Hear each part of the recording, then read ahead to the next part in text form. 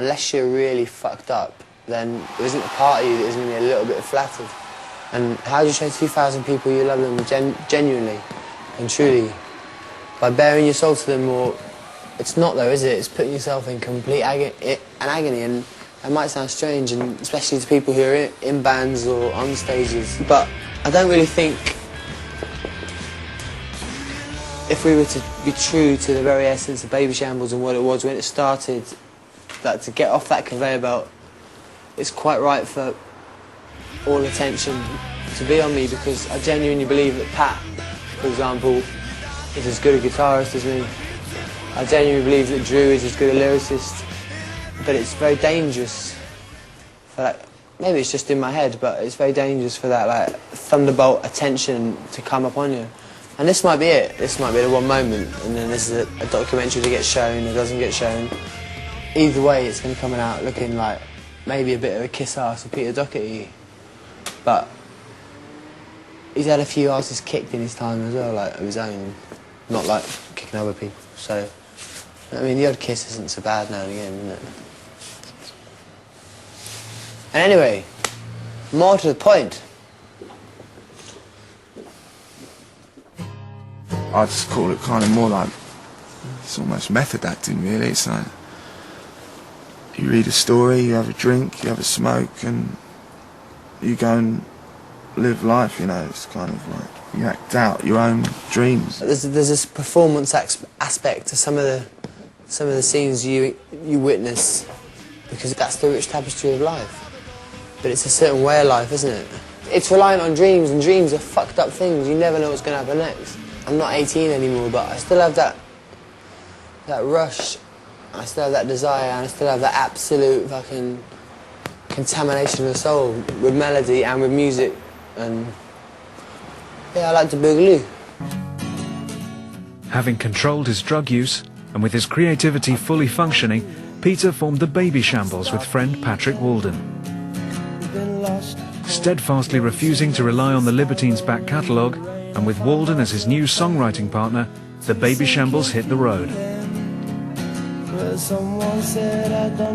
With his reputation growing like a hurricane, the Baby Shambles unleashed their raw and frenetic energy, coupled with Pete's accessible and insightful songwriting, onto hungry, loyal and adoring fans.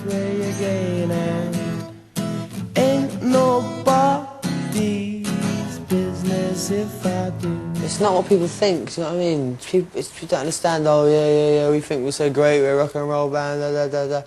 People don't realise that really, just deep down, we're the greatest motherfucking band out there. He's been responsible for bringing a lot of soul back into music, I think. He's the most real person out there at the moment, in the public eye, I guess, musically. Everything musically is from the heart, and none of it's is anything else but that. Nobody wanted it, that's the whole point of it. No one wanted the Sex Pistols. You know what I mean? It was the people that society didn't want that wanted the Sex Pistols. The difference is now we've learned from the mistakes of the past, otherwise we're all just a bunch of cunts and we'll go the same way they did. Johnny's done alright, and yeah, Steve Jones is still getting his dick sucked probably, but... His dirty fingernails. Yeah, he reckons all you need to be a good guitarist is have a big dick and have dirty fingernails. So, well, I'm halfway there, do you know what I mean? You know, I think he's made a very big impression with the kids that buy the music, you know, all the fans. Just because of, it's not just musical, it's the lyric content as well. Just, the lyrics generally have got strength enough to hold him in the high category of a lot of the greatest, you know, your Dylans, your Lennon McCartney, Joe Strummer, etc.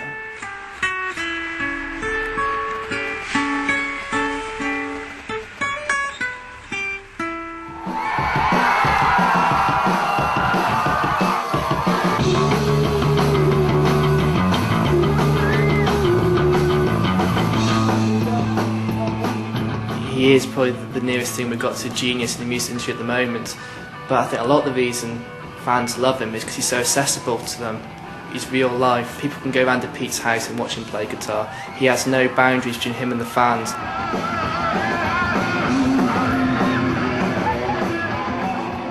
people who come and see us play know that, you know, we're not a bunch of saints and we're not the most clean living people in the world.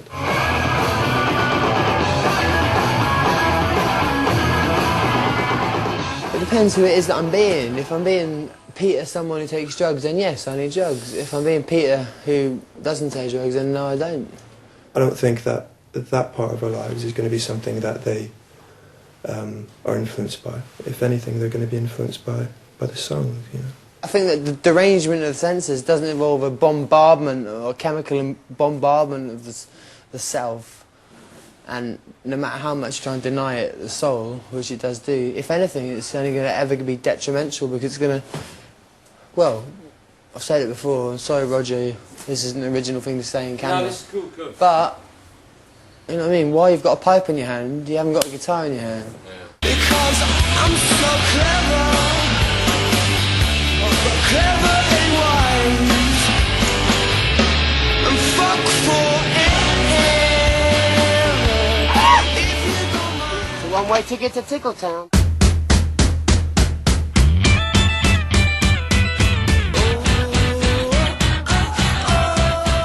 The overlying thing is it's got to be fairly sort of provocative, because that's what sells calendars to young lads. In the autumn of 2004, Peter accepted this invitation to pose topless for a hospital charity calendar. A few months later, Pete opted for medical treatment himself, attempting to combat his heroin use by means of a naltrexone implant, which blocks the effect of opiates on the brain.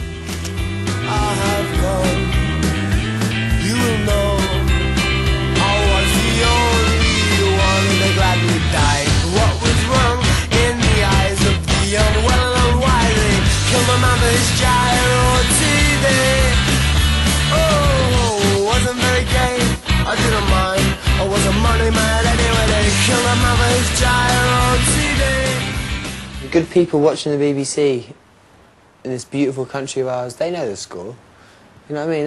They might be a bit miffed or a bit concerned, or but who does he think, the fuck does he think he is? Like, crack, crack, crack. They know what crack is. Fucking hell. Do you know what I mean? I know more racists, sexists, bullies, aggressors than I do crackheads, and I know who I'd rather hang out with any day of the week. Yeah. So you can probably... Ones with prison library service. The falcon cannot hear the falconer. Things fall apart, and mere anarchy is loosed upon the world. The blood-dimmed tide is loosed, and everywhere the ceremony of innocence is drowned. The best lack all conviction, whilst the worst are full of passionate intensity. Surely some revelation is at hand. Surely the second coming is at hand. The minute anybody has said to him, oh yeah, you do it, so I think I should do it, he's gone, you're a fool. Look at me. You can see what a place I'm in, do you know what I mean? I'm in absolute agony. Listen to his lyrics. Yeah, why should I wait until tomorrow? I've already been and seen all the sorrow that's in store. I will beg and steal and borrow, use each and all and any means to chore back from sorrow all that choro soars. The drugs and his lifestyle, that's not what matters. It's what he's saying and the music. He's not a drug addict. The drug is not bigger than him. If it really meant something that he had to stop, he'd stop. Peter's getting a little bit agitated, so he started cutting himself a little bit. What's wrong? No, just like when he gets a bit down, he feels a release. It's not about anything else than that, because I've asked him about it. Right? And Jim's like, it freaked him out, so he thinks it's to do with drugs, so he's got 200 quid worth of drugs and just flung it on the floor. Sit down, keep your brains warm. You joking me up here or what? No, I try I've been all over the world with you, but you know, I've been all over. push a man. Yeah, smoke some scad, come on.